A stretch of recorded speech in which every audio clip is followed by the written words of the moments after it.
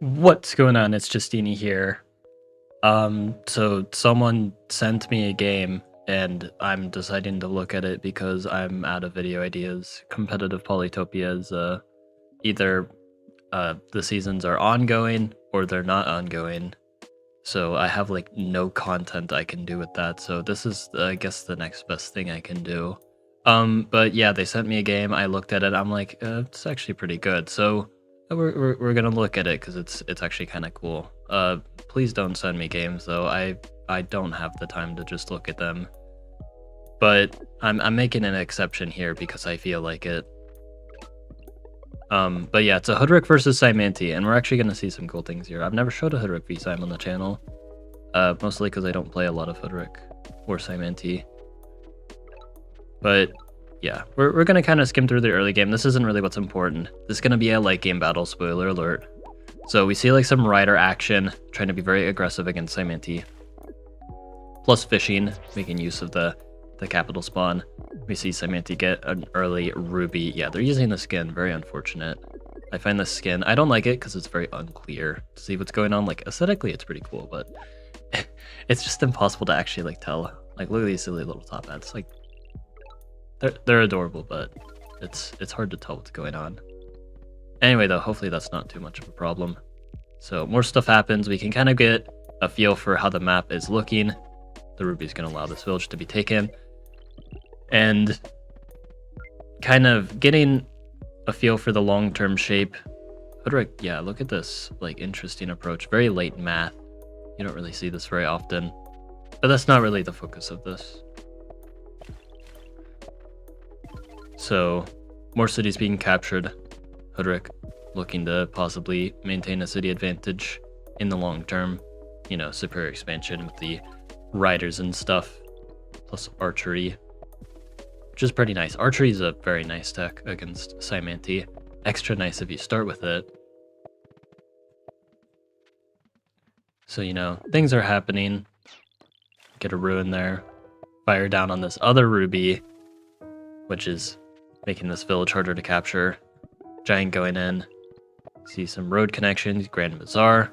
We see a park here, which is pretty nice. It's going to help you like more easily set up your markets and stuff because you're still a ways from that. And then you get a bunch of giants afterwards. Now Star Ruin, Math pre-cap. Still not getting trade yet, but we'll see a nice pop growth. Not border growth, actually. I think border growth definitely was worth considering. You usually want to get border growths against Simanti, especially in the front lines. Not only are moths not that scary, but also Simanti border growths are very scary. Another Star Ruin, allowing for the trade. So despite the very slow math, we see trade not long after. Pretty nice markets, level 5. And the markets are going to be a big deal, because they will kind of outclass the clathers or the honeycombs until enough boom chi are set up, which is exactly what the Simanti player is doing. But that takes a lot of time, which does give the Hoodrick player some outs here. And Hoodrick will be at a city advantage if they can take the city, which is not looking easy. The Veteran Sword is going to help at least. And the Shaman is over here, which means it's not going to help these units out. We see a very nice border growth here. I like this border growth a lot.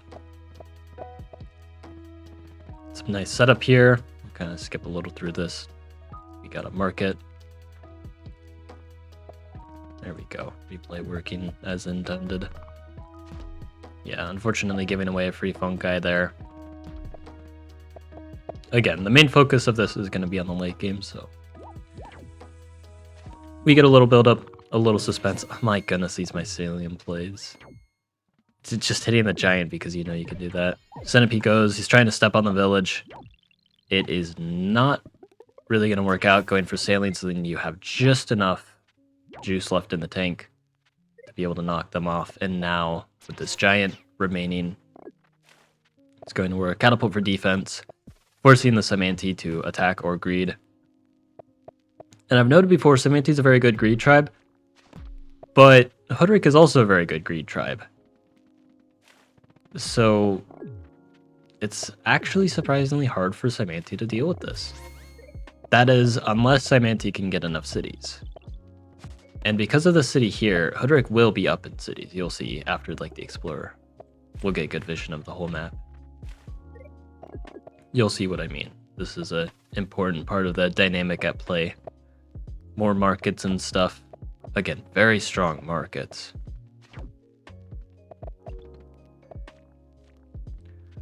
And yeah, very strong border growth here for Saimanti. Luckily, we got this border growth first. So now strategy. Border growth here. Again, grabbing more space. You have a ton of star per turn. And you're against Saimanti, so border growth, border growth, border growth. Workshop. Not an explorer. So unfortunately we actually don't get very good vision, but like something we will eventually see. Saimanti does have fewer cities. I mean, you can kind of see currently Hodrick has 9 cities and Saimanti has only 5 visible. They can only have so many there. They have 8 cities. So 1 city difference, but this is not an easy conversion, even despite the markets. Saimanti is still quite the menace.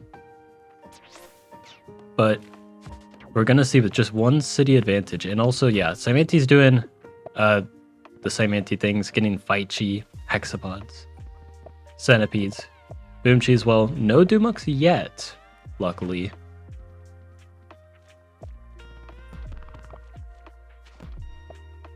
Making some algae there. Walking in with the Faichi. Lots of damage. Now getting the Dumux.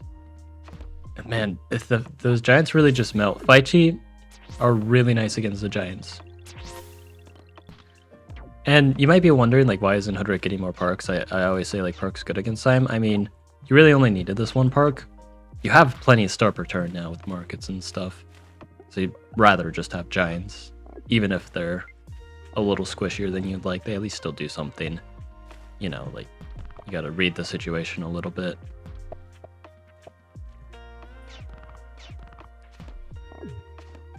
Now, able to defend here as well. Again, giants just not able to get it done sometimes. Now Chivalry though, and Chivalry is going to be quite important. It's going to deal with the Hexapods, Faichi, or at least keep them back, which will make attacking way harder, which will then mean that Hoodrick can build up lots of cloaks and stuff. Woo! Big Dumux play there though, with the push, zooming it all the way to the capital. That is not something you see every day. Oh my goodness. So Dumux doing their thing, or I guess the shoes. The speedy shoes. But yeah, Hoodrick's gonna be able to build up some units. Nice naval control here. The bombers that are just far enough away to where you can't just use algae to reach. You need a living island. And yeah, more knights. This knight on the capital should be safe this time. No sneaky centipede push. But there's so many centipedes on defense. Lots of Dumux. Lots of Dumux. Faichi. Luckily, the Faichi are a bit of a burden now because of the knights. The Hexapods still aren't because escape allows them to avoid night chains. But yeah, these bombers. Night chain here. And this is going to be a big theme in the late game.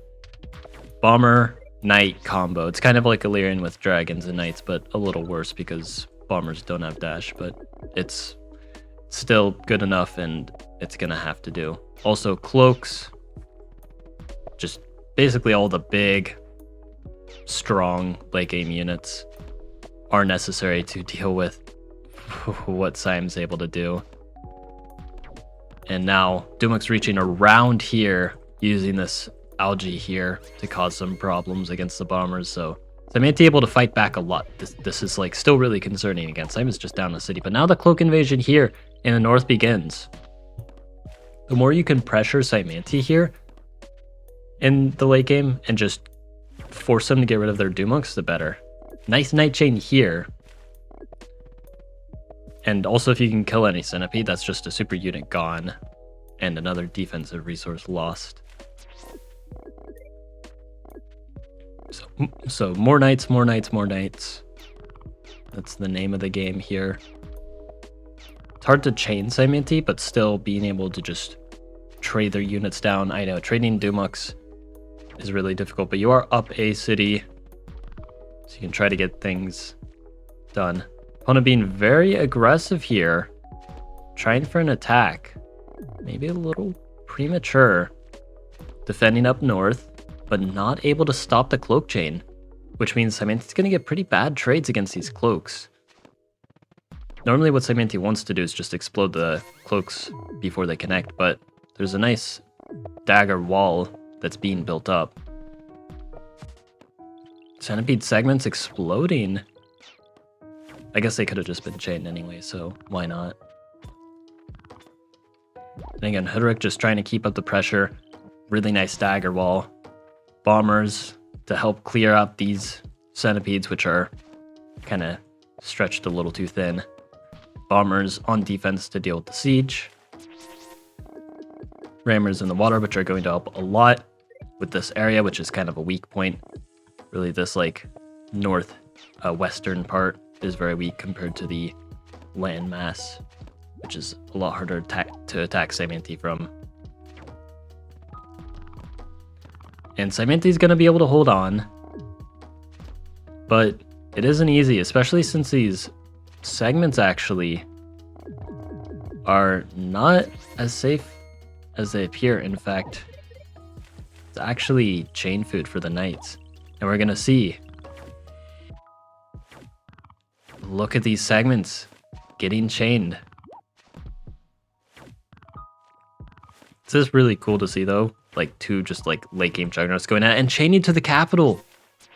And now this is what I mean, like you can actually see what's going on all of their cities. There's a city like one of these tiles. So you know that we're up the city. Up a city with Hoodrick, and the conversion's still not exactly trivial. Using the fair and balanced markets to get crazy economy. But again, eventually just grinding down this cloak chain, also helping a ton. And again, just exploiting this weak point, because like Cymante's very strong here, but now they need to focus on the weak point. They managed to reveal the cloak with the hexapod, I believe. I don't know how they would have revealed it otherwise. Going in for this attack, I feel like this is a bit of a mistake. Like these bombers on defense and the catapult, it just deals with everything. Cymante should be focusing on just hanging on to things, fixing up their weakness in the west. Instead, the knights are just able to defend here. And we see again, just exploiting this weakness. This cloak here is very bold. I don't think it's going to survive at all. But this just big wall of daggers taking advantage of the lack of knights that Cymante has. Like, even though Dumux can do a lot of splash, swarms of units are still going to be your best bet because it costs usually 2 or so Dumux to deal with a big swarm of units. Which means unless the opponent has a bunch built up, which they actually do, but they're not using them in the north. See, like, this is a bit of a mistake that the Cymante player is making, which you might see a lot. This is something I'm guilty of. It's just using those Dumux too early. And, you know, not preserving enough. Like, they're a very strong unit, but you can't take them too lightly here. And now, another chain getting set up, taking out the shaman. Dealing a lot of damage. Now, giant steps on the fungi. Oopsie daisies. I mean, it's hard to see the daisies here. Or whatever flowers they are. But yeah. Rammers going in, hopefully to chip at this centipede. Again, the more of these centipedes you can get rid of, the better, because then it'll force them to use more Dumux on defense. Which again, we've established we kind of want to force them to use their Dumux. If you let them build up and you don't pressure them at all, then that's really bad. Now, there is still downsides of pressure. You don't always want to attack because, like, they get fungi out of it. So you still have to be very intentional. But overall, I do like this game, and again, I know it's still going. Because this is a good example of how to play against late game Psy-Mantis if you are forced into it. Like, if you have a better position, you should, you know, try to play for a win. It's not easy. Again, all these centipedes with the big segments, very scary, but this bomber able to soften up the segments. This centipede going down, all the segments gone. So, like, surprisingly, it's actually fine if these centipedes build up enough, as long as they get overextended like this. Again, this is kind of the mistake the opponent's making. Big Night Chain here. 5 kills, possibly more. 6 kills? The number that goes after 6? And a veteran. Huge chain, just kind of, again, carving through the centipedes, forcing the Dumux to be used, and you can see the Dumux numbers are lowering. You've got that unit superiority. And just kind of slowly chipping away like this. It is working. And again, another thing here with the opposing Psy-Mantis, they don't have enough support for their Dumux. Like, not enough hexapods. They're going to fight you for some reason. I disagree with this. You need hexapods to support your Dumux. You can spread poison just fine. So you don't need Faichi at all. They're just night chain food. But now we get another chain back here. And this is going to take out this last centipede here. And this is going to just spell doom for the Psy-Mantis now. Very long and grindy fight, but Hoodrick with the ability to just spam crazy amounts of knights and cloaks via getting insane markets. Able to get it done. Up 1 city. But thanks to exploiting those weaknesses, taking out any overextended centipedes, forcing the opponent to waste as many Dumux as possible, renovating markets, because why not?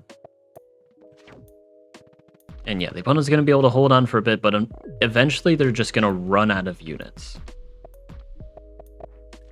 And once that happens, you're good to go. I will say as a disclaimer, Psy-Mantis late game is absolutely nuts, so against a strong enough player, or if you just don't have an advantageous enough position, you might just not win the late game. Like here in this case, we're literally playing Hoodrick or up a city.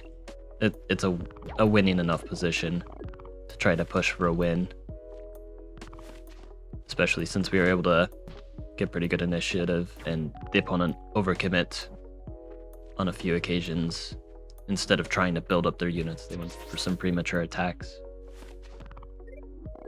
But I think this does showcase some really solid Hoodrick play here. And eventually, what happens is Psy-Mantis eventually falls apart, just unable to deal with all this because they're running low on units. As strong as Dumux are, you can't win the game if you don't have them. So, eventually, getting things done. This cannot be unsieged. And yes, I mean, it just has no units. So, yeah. Actually beating late game Psy-Mantis. Yeah, it's possible if you just have a better late game tribe. Well, not a better late game tribe, but a close to as good late game tribe. I mean, something Hoodrick good. I think we knew this already though. But yeah, I hope you guys enjoyed. Like and sub, and have a good one.